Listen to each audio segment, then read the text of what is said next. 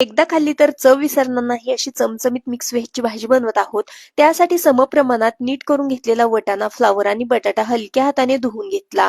कढईमध्ये तांब्याभर पाणी गरम करायला ठेवलं. त्यामध्ये चवीकरता मीठ, पाव चमचा हळद पावडर घातली. पाणी छान गरम झाल्यानंतर सर्व भाज्या यामध्ये घालून झाकण ठेवून भाज्या निम्म्यापेक्षा थोड्याशा जास्त शिजवून घेतल्या. भाज्या शिजल्यानंतर बाजूला काढून घेतल्या आणि त्याच कढईमध्ये फोडणी करता तेल घातलं.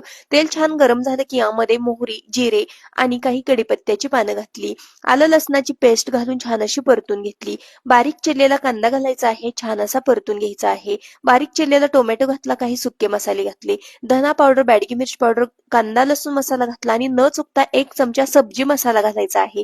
चवीकरता मीठ घालून थोडंसं पाणी घालून मसाले छान परतून घेतले. शिजवून घेतलेल्या भाज्या पाण्यासकट घातल्या आणि यामध्ये 3 चमचे बारीक केलेला शेंगदाण्याचा कूट घातला. बारीक चिरलेली कोथिंबीर घालून झाकण ठेवून ही भाजी पुन्हा शिजवून घेतली.